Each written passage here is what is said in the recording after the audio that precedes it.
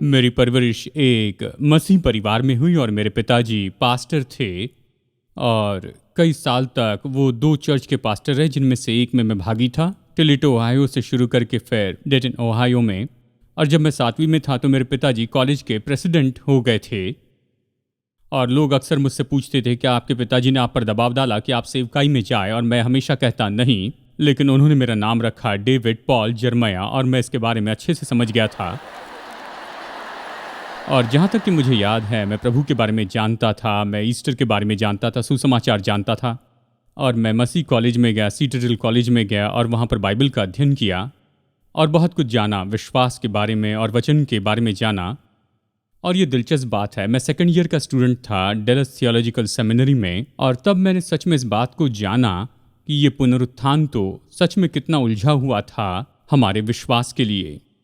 मुझे याद है जैसे मानो कल ही की बात हो, और मैं डाना के साथ में एक लोकल चर्च में ही था, गार्लैंड टेक्सास में, जहाँ पर हम डेलस के विद्यार्थी थे।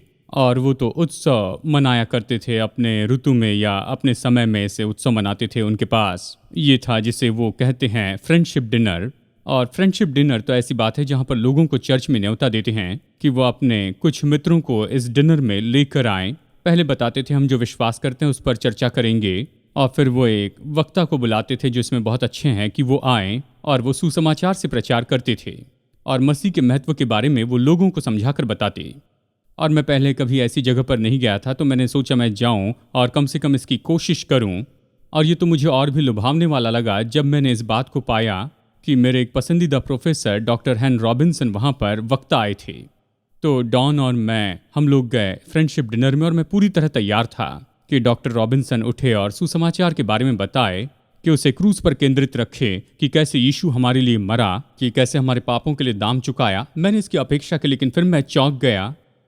डॉक्टर रॉबिन्सन खड़े हुए और उन्होंने तुरंत ही बताया, ये तो बाइबल की सबसे महत्वपूर्ण ऐसे सिद्धांत है, और वो तो यीशु मसीह के पुनरुत्थान का सिद्धांत है। और फिर उन्होंने ये संदेश दिया कि मसीह विश्वास के लिए ये पुनरुत्थान सच में कितना उलझा हुआ है। और अपने जीवन में पहली बार मैं सच में इस बात को समझ पाया कि हम ईस्टर का उत्सव क्यों मनाते हैं, और ये क्यों पूरे संसार में सबसे महान ऐसा उत्सव होता है। क्योंकि देखिए, प्रभु यीशु मसीह का पुनरुत्थान तो ये सहमति देता है कि जो कुछ उसने क्रूस पर किया उसे स्वीकार किया गया, और वो तो असली था। और आज मैं कुछ समय लेना चाहता हूँ, जैसे मैं इसके बारे में बता रहा हूँ, उन कुछ मुख्य बातों को जैसे मैं उसे स्मरण कर रहा हूँ, और जो जो मुख्य बातें उन्होंने बताई थी उसे मैंने वचन में जाकर फिर से उन बातों को जांचा।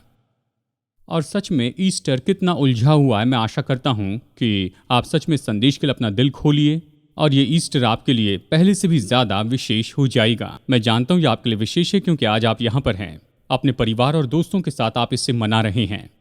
और मैं सोचता हूँ एक ऐसी बात है जो ईस्टर के बारे में लोग नहीं जानते हैं, और वो छोटे छोटे चमत्कार जो कि बड़े चमत्कार से बिल्कुल हटकर हैं। पुनरुत्थान का चमत्कार तो मैं सबसे पहले कहूँगा कि ये तो यीशु मसीह के पुनरुत्थान के बारे में उसका खुद का जो अनुमान था। अब मैं जानता हूँ कि कुछ लोगों ने सच में मुझसे ये बात कही है, मुझे पता नहीं आप पुनरुत्थान के बारे में इतनी बड़ी बात क्यों कहते हैं, क्योंकि स्वयं यीशु ने इसके बारे में ज़्यादा कुछ नहीं कहा। मैं नहीं सोचता कि यीशु पुनरुत्थान में विश्वास करता था। अगर कोई आपसे ऐसी बात करते हैं तो आप निश्चित जान ले कि उन्होंने नए नियम को अच्छे से नहीं पढ़ा है। क्योंकि नए नियम में देखा जाए तो सबसे अद्भुत बात जो कि प्रभु यीशु मसीह के पुनरुत्थान के बारे में वो है कि स्वयं प्रभु यीशु मसीह ने इस बात का अनुमान लगाया था कि क्या क्या होने वाला है और किस समय होगा और ये कैसे होगा। और बार बार प्रभु यीशु मसीह ने पुनरुत्थान होने के पहले ही इसके बारे में बताया था।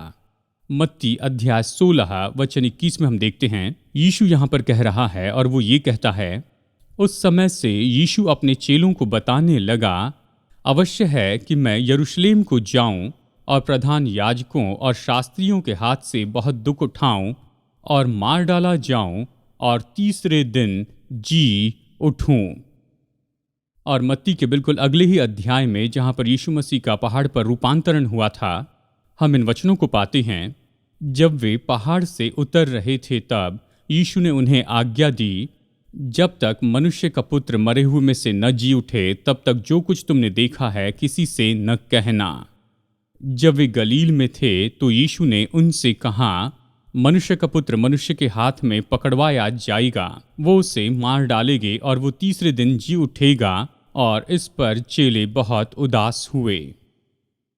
और फिर से मत्ती अध्याय 20 में यीशु यहाँ पर कहता है, देखो हम यरूशलेम को जाते हैं और मनुष्य का पुत्र, यीशु स्वयं के बारे में कहता है, प्रधान याजकों और शास्त्रियों के द्वारा पकड़वाया जाएगा और वे उसको घात के योग्य ठहराएंगे और उसको अन्य जातियों के हाथ सौंपेंगे कि वे उसे ठट्टों में उड़ाए और उसे कोड़े मारे और क्रूस पर चढ़ाए और वो तीसरे दिन जलाया जाएगा। और अंतिम भोज के बाद में यीशु ने अपने चेलों से ये कहा, परंतु मैं अपने जी उठने के बाद तुमसे पहले गलील को जाऊंगा। तो यहाँ भाइयों और बहनों, निश्चितता को देखिए कि यीशु ने कहा और ये बात अगर सच में सही नहीं होती तो क्या होता। यूहन्ना अध्याय 10 वचन 18 में यीशु इन सारी बातों को समझाता है। उसने कहा, मैं अपना प्राण देता हूँ, कोई उसे मुझसे छीनता नहीं है। मुझे उसको देने का भी अधिकार है और उसे फिर ले लेने का भी अधिकार है। यीशु ने कहा, कोई मेरा प्राण मुझसे नहीं ले सकता है। मेरे पास ये अधिकार है कि मैं अपनी इच्छा से इसे दे दूं और मेरे पास अधिकार है कि मैं इसे वापस ले लूं। पुनरुत्थान के रविवार को उसने यही तो किया। उसने अपने प्राण को वापस ले लिया और वो मुर्दों में से जी उठा। और इसलिए जब आप नए नियम की अंतिम किताब को पढ़ते हैं तो आप इन वचनों को पढ़ते हैं जो कि यीशु ने कहा और यूहन्ना ने इसके बारे में लिखा है, मैं मर गया था और अब देख मैं युगान युग जीविता हूँ, आमेन। और मृत्यु और अधलोक की कुंजियां मेरे ही पास हैं। यीशु ने नए नियम के अंत में ये कहा, मैं तो अब जीविता हूँ, मैं मर गया था और अब देख मैं युगान युग तक जीविता हूँ और अधलोक और मृत्यु की कुंजियां मेरे हाथों में हैं। इस पृथ्वी पर के हर एक पुरुष, स्त्री और बच्चे के बारे में। यीशु मसीह तो जीवन का राजा है और मृत्यु का राजा है। बार बार यीशु ने इस बात के बारे में बताया कि उसे क्रूस पर चढ़ाया जाएगा और वो 3 दिनों में फिर से जी उठेगा। और ये बात है कि उसने ये कहा और फिर उसने ऐसे ही किया। ये एक महान चमत्कार के रूप में उभर कर आता है और ये तो सारे इतिहास में एकमात्र ऐसा महान चमत्कार है। भाइयों और बहनों, केवल मूर्ख व्यक्ति ही अपने पुनरुत्थान के बारे में प्रचार कर सकता है या फिर केवल परमेश्वर कह सकता है। यानी पहली बात जो मैंने पुनरुत्थान के बारे में सीखी, जो मुझे पता नहीं थी, वो ये है कि स्वयं प्रभु यीशु मसीह ने पहले बताया था कि ये सब कुछ होगा। केवल इन वचनों में ही नहीं लेकिन बहुत से वचनों में। और जो कुछ भी हुआ वो तो बिल्कुल वैसे ही हुआ जैसे यीशु ने पहले बताया था। और फिर मुझे याद है डॉक्टर रॉबिन्सन नए नियम से ऐसे बहुत से वचन बताने लगे और हमें याद दिला रहे थे कि कितने तरीके से पुनरुत्थान नए नियम में साबित किया गया है। अगर आप पूरे नए नियम के वचनों को देखेंगे तो आप यहाँ पर मसीह के 10 प्रकटीकरण को देखते हैं जो अनुयायियों के सामने दिखा उसके कब्र से आने के बाद, मुर्दों में से जी उठने के बाद में। मसीह स्त्री और पुरुषों के सामने प्रकट हुआ, समूह और व्यक्तिगत लोगों के सामने वो प्रकट हुआ, घर में और सड़क पर, उन चेलों के सामने जो दुखी थे और उन चेलों के सामने जो खुश थे, ऐसे समय पर जो कि कुछ पल के थे और ऐसे समय पर भी जो काफी समय लंबे थे, अलग अलग जगह पर भी और अलग अलग समय में भी। प्रभु यीशु मसीह के पुनरुत्थान के बाद में जिस तरह से प्रकट होने में विविधता है, ये कारण है कि क्यों जिन लोगों ने पुनरुत्थान का अध्ययन किया वो इससे बहुत ही अच्छे तरह से डॉक्यूमेंटेड मानते हैं। प्रेरित पौलुस के अनुसार यीशु मुर्दों में से जी उठने के बाद में उसे एक ही समय में लगभग 500 से भी ज्यादा भाइयों ने देखा था। और पौलुस कहता है कि उनमें से कई तो अब तक जीवित हैं और कुछ तो सो गए हैं। जब पौलुस ने यह संदेश दिया, उसने लोगों से कहा कि 500 से भी ज्यादा लोगों ने यीशु मसीह के मरने के बाद उसे फिर से जी उठा देखा है। और पौलुस कहता है कि जबकि उसने ये लिखा, उनमें से बहुत से लोग अभी भी जीवित हैं। जो कोई भी आकर पौलुस की बात का इनकार कर सकते थे, लेकिन किसी ने नहीं किया क्योंकि ये बात सच थी। यीशु मसीह के जी उठने के बाद में उसका प्रकटीकरण तो निश्चय बहुत ही आसानी से दिखता है। बस सुसमाचार पढ़ने लगी और आप इस तरह के क्रम को पाते जाएंगे। वो कब्र के सामने मरियम मगदलिनी पर प्रकट हुआ, कब्र से लौटने वाली दूसरी स्त्रियों के सामने प्रकट हुआ और उसी दिन बाद में पतरस पर भी प्रकट हुआ। इम्माउस के मार्ग पर वो 2 चेलों पर भी प्रकट हुआ। बंद कमरे में वो चेलों के सामने प्रकट हुआ, सबसे पहले जब थोमा वहां पर नहीं था और फिर बाद में जब थोमा वहां पर था। वो तिबेरिस की झील के पास 7 चेलों के सामने प्रकट हुआ और गलील के पहाड़ के ऊपर में 500 से भी ज्यादा विश्वासियों के सामने प्रकट हुआ। और फिर 11 प्रेरितों पर भी, याकूब पर वो प्रकट हुआ। और फिर बाद में दमिश्क के मार्ग पर शाऊल के ऊपर प्रकट हुआ और यूहन्ना के सामने पतमोस के टापू पर और भवन में पौलुस के सामने। और मसीह यीशु के पुनरुत्थान का एक सबूत यही है कि वो बहुत बार प्रकट हुआ, व्यक्तिगत रूप में लेकर बड़े समूह में, और यहाँ तक कि 40 दिनों तक अलग अलग समय में अलग अलग जगह पर वो प्रकट हुआ। यरूशलेम में, इम्माउस में, गलील में और पहाड़ पर भी। उसका प्रकटीकरण उन लोगों ने लिखा जिन्होंने उसे देखा था और उसे सुना था, उसे छुआ था और उसे अपने मध्य में खाते हुए देखा था। यीशु इस बात को निश्चित करना चाहता था कि उसका पुनरुत्थान तो साबित किया जाए बिना किसी संदेह के उसके चेलों के सामने। और जब लूका ने प्रेरितों के काम की किताब का परिचय लिखा तो उसने इस तरह से परिचय दिया। उसने दुख उठाने के बाद बहुत से पक्के प्रमाणों से अपने आप को उन्हें जीवित दिखाया। यीशु ने अपने मरने के बाद अपने पुनरुत्थान को बहुत से अटल सबूतों के द्वारा दिखाया। इन सबूतों का इनकार नहीं कर सकते। तो अब सवाल ये है कि हम इसके साथ में क्या करते हैं। हम इन सबूतों के साथ क्या करते हैं। जैसे बहुत से लोगों ने पुनरुत्थान को दूर करना चाहा। वो कहते हैं ये तो केवल एक झूठ बात है जो बनाई गई थी कि इस मनगढ़ंत कथा को वो आगे ऐसे बढ़ाते चले जाएं जो चेले यीशु मसीह के बारे में बताते जा रहे थे। मैं चाहता हूं आप जरा सोचिए, जिन्होंने इस जी उठे यीशु मसीह को देखा था वो कौन थे। 500 से ज्यादा लोगों ने कहा कि उन्होंने उसे देखा है, और इन गवाहों का जो चरित्र है वही तो उन्हें बिल्कुल अलग करके रखता है। ये लोग कौन हैं? ये वो लोग हैं जिन्होंने हमें ये बाइबल दी है। ये तो ऐसे स्त्री और पुरुष थे जो कि बहुत ही साहसी और बड़े चरित्र वाले व्यक्ति थे। ऐसे स्त्री और पुरुष थे जिन्होंने पूरे संसार को सबसे उत्तम शिक्षा और सबसे अच्छा आदर्श दिया है। प्रेरितों के जैसे लोग जो अपनी जान देने के लिए भी तैयार थे इस सच्चाई के लिए, जी उठे मसीह की सच्चाई के लिए।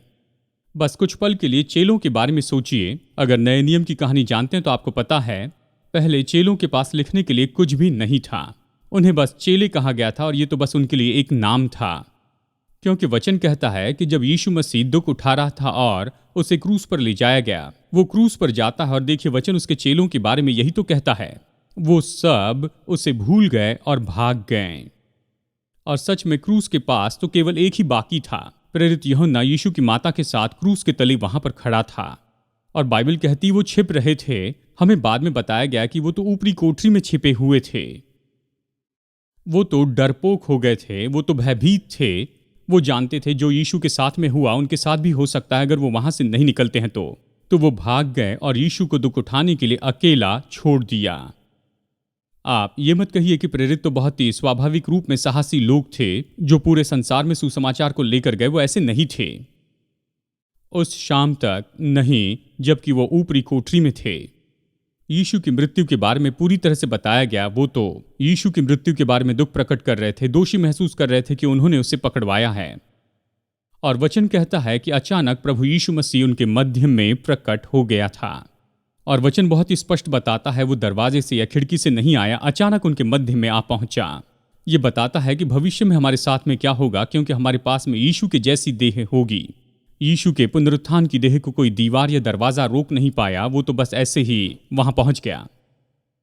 और प्रेरितों ने उसे देखा और जाना कि ये वही यीशु है जिसके साथ में वो इतने साल तक चलते आए। उन्होंने उसे पहचान लिया कि ये तो बिल्कुल वही है। और उन्होंने उसके हाथों के जख्मों को देखा और उसके पसली के और उसके पैरों के निशान को देखा। और उन्होंने बिना किसी संदेह से जाना कि यही तो उनका प्रभु यीशु मसीह है जिससे प्रेम किया, उसे जाना। और वो क्रूस पर मरा था और वो तो अब पूरी तरह से निश्चित रूप में जीवित है। और फिर क्या हुआ, ये जो कायर लोग थे वो उस कमरे से निकले, लेकिन अभी वो कायर नहीं रहे और सुसमाचार के प्रज्वलित प्रचारक हो गए। और बाइबल कहती है कि ये वही चेले हैं जिन्होंने जी उठे प्रभु यीशु को देखा। उन्होंने अपने संसार को उथल पुथल कर दिया। वो हर जगह प्रचार करने के लिए चले गए। उन्होंने उन्हें जेल में डाल दिया और जैसे ही वो जेल में चले जाते प्रभु उन्हें जेल से निकालते और वो उसी चौक पर जाकर प्रचार करने लगते थे। किसी ने उन्हें नहीं रोका, उन्होंने किसी की परवाह नहीं की। वो बस एक बात निश्चित जानते थे कि यही यीशु जिसे क्रूस पर चढ़ाया गया था वो अब जीवित है और उसके पुनरुत्थान के हम लोग गवाह हैं। प्रेरितों के काम को पढ़िए। प्रेरितों के काम का हर एक संदेश तो पुनरुत्थान का संदेश है। यानी चेले जो कि पहले कायर थे, अब वो तो बहुत ही साहसी हो गए। और इसके लिए बस एक ही विवरण दिया जा सकता है, और वो है उनके उद्धारक का पुनरुत्थान। अब वो जान गए थे बिना किसी संदेह के कि यीशु मसीह ही मसीहा है, और वो वही है जिसका होने का दावा किया है, और पुराने नियम की सारी भविष्यवाणियों की वही परिपूर्णता है। बस प्रेरितों के जीवन में जो बदलाव आया था वही गवाही था पुनरुत्थान के सामर्थ्य के बारे में। बुनियादी बात तो यही है कि मूसा की देह कहीं न कहीं कब्र में पड़ी हुई है, दूसरे प्रचारक की देह तो कब्र में पड़ी है, लेनिन की देह तो मॉस्को में बहुत ही अच्छे कफन में बंद है, और उसके कफन के ऊपर ये शब्द लिखे हैं, ये तो सभी लोगों के, सभी देशों के, हर समय के सभी लोगों में सबसे महान अगुवे थे। वो नई मानवता के प्रभु हैं, और वो तो इस संसार के उद्धारक हैं। लेकिन जब लेनिन 20 जनवरी 1924 के दिन सोने के लिए गए, फिर वो कभी नहीं जागे, और उस रात से किसी ने उनकी कोई आवाज़ नहीं सुनी। वो मर गए, बाकी सभी मनुष्य के जैसे बिल्कुल वो अपना जीना खत्म करते हैं। अगर लेनिन जगत के उद्धार करता है तो हम बहुत ही मुश्किल में पड़ जाएंगे। लेकिन परमेश्वर के वचन के अधिकार पर मैं आपको यहाँ पर यह बताने के लिए हूँ कि यीशु मसीह जिसने कहा कि वो मरेगा और फिर से जी उठेगा, वही जगत का उद्धार करता है, प्रभुओं का प्रभु और राजाओं का राजा है। उसी ने मृत्यु पर जय पाई है, और इसी के कारण वो हमें अनंत जीवन दे सकता है।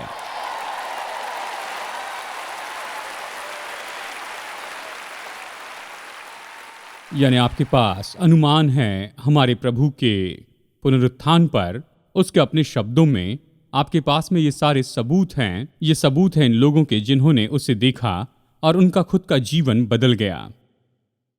लेकिन शायद कोई कहे ये तो इतिहास की बात है, लेकिन आज के बारे में क्या? चलिए मैं आपको ये बता दूं कि आज ऐसे बहुत से सबूत हैं जो कि पुनरुत्थान के बारे में सहमति देते हैं।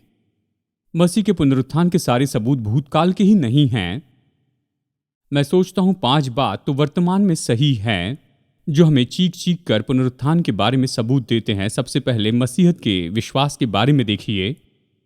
मुझे पता नहीं कि आपको पता है या नहीं, लेकिन चर्च के लिए बहुत बड़ा रविवार है। मतलब बाकी सभी रविवार की तुलना में ईस्टर संडे को ज़्यादा लोग चर्च में जाते हैं पूरे साल में। क्रिसमस से भी बढ़कर इससे बड़ा कोई रविवार नहीं, मदर्स डे से बढ़कर सब कोई ईस्टर के दिन चर्च में जाता है।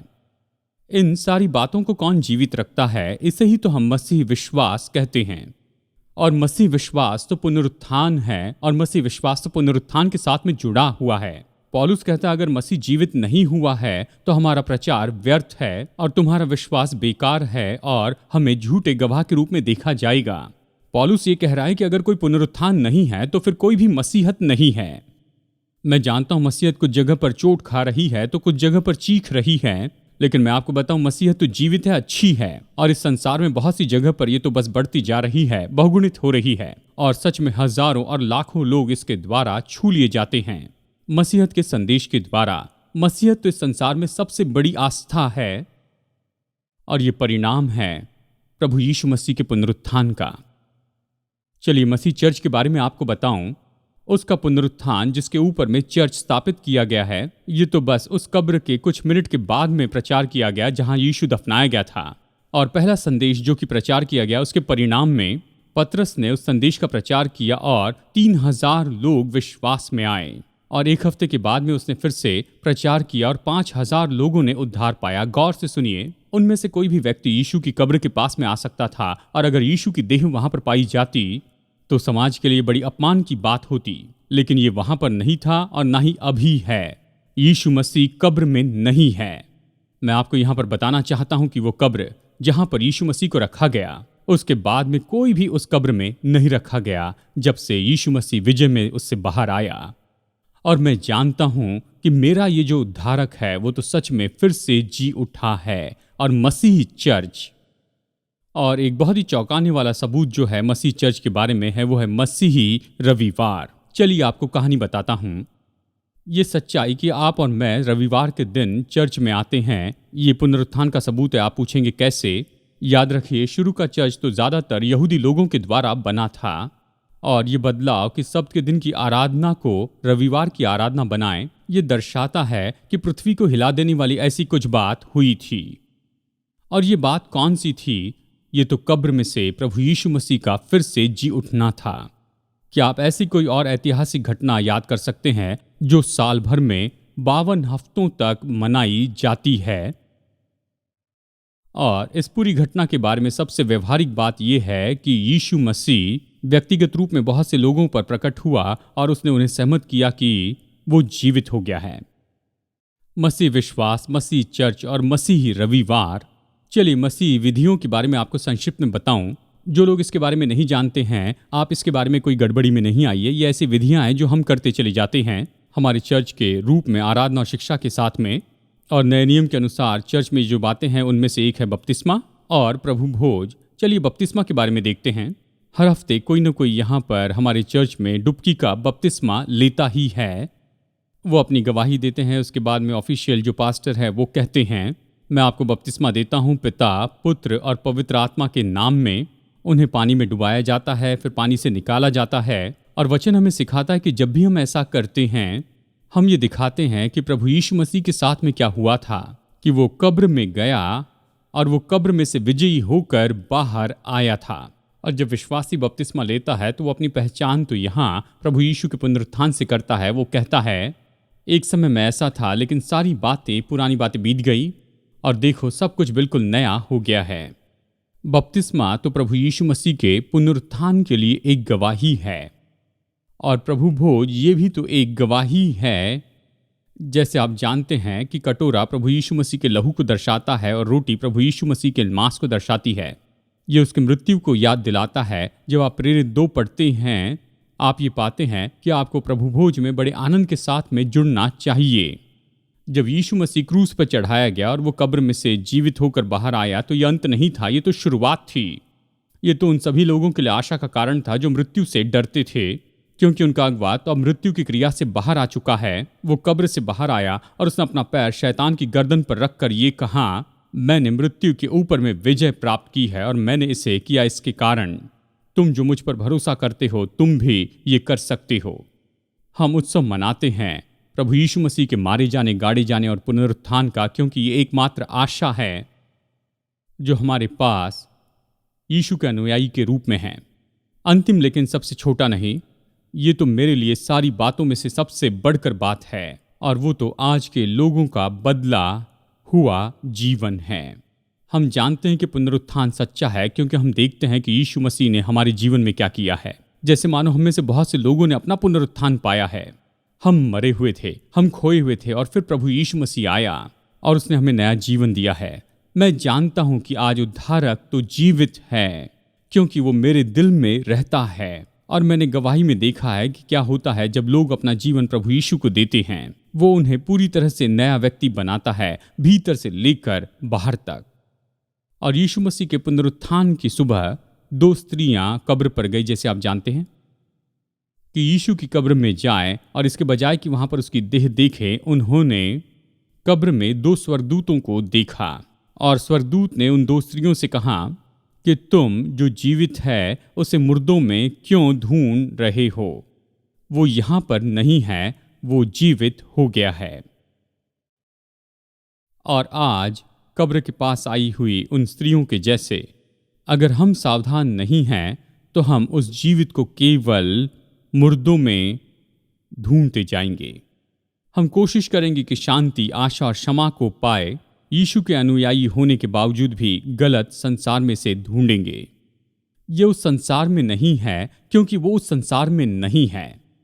हम अक्सर उसे मुर्दों में ढूंढते रहते हैं, हमारी आशा शांति और क्षमा के लिए, लेकिन वो वहां पर नहीं है, वो जी उठा है। अपनी आशा को वहां ना ढूंढें। मेरी आशा वहां पर नहीं है, मेरी आशा यीशु मसीह में है। अगर मेरी आशा संसार में होती तो आज मैं परेशान होता। वो जी उठा है, वो जीवित है। उस जीविते को अभी मुर्दों में ना ढूंढें। आमेन। एक दिन यीशु लाजर की कब्र के सामने खड़ा हुआ और वो लाजर की बहन को तसल्ली दे रहा था, क्योंकि लाजर मर चुका था। वो कब्र के सामने था। बाइबल कहती कि लाजर मर गया था और उसमें से अब तक तो बदबू आ रही थी। और यीशु लाजर की बहन को तसल्ली दे रहा था। और सुनिए उसने उनसे क्या कहा। उसने कहा, पुनरुत्थान और जीवन मैं ही हूं। जो कोई मुझ पर विश्वास करता है वो यदि मर भी जाए तो भी जिएगा, और जो कोई जीवित है और मुझ पर विश्वास करता है वो अनंत काल तक न मरेगा। क्या तो इस बात पर विश्वास करती है? वाह! यीशु ने क्या कहा? उसने कहा, मैं यीशु पुनरुत्थान और जीवन हूं।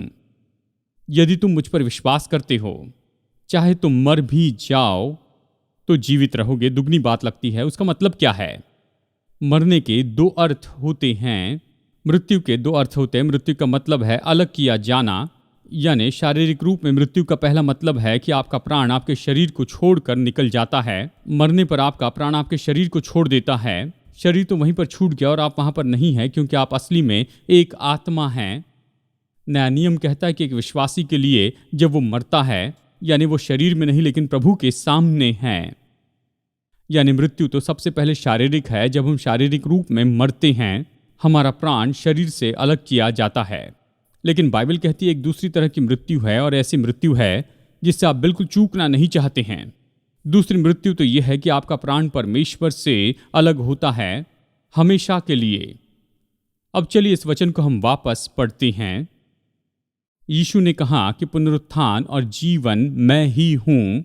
जो कोई मुझ पर विश्वास करता है, यदि वो मर भी जाए यानी शारीरिक रूप में, वो आत्मिक रूप में कभी नहीं मरेगा, लेकिन वो जीवित रहेगा।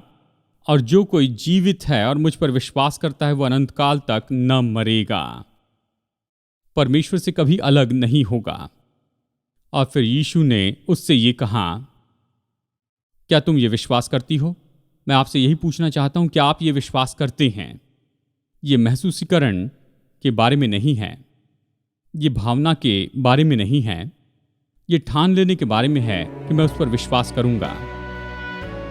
जब आप ये निर्णय लेते हैं तो वो आकर आपके दिल में वास करेगा। वो आप पर ऐसा काम करेगा जो आप विश्वास नहीं करेंगे। वो आपके भीतर से बाहर काम करते चला जाएगा। वो आपका ऐसा व्यक्ति बनाएगा जो आप सच में होना चाहते हैं, अगर आप उस पर भरोसा रखते हैं तो।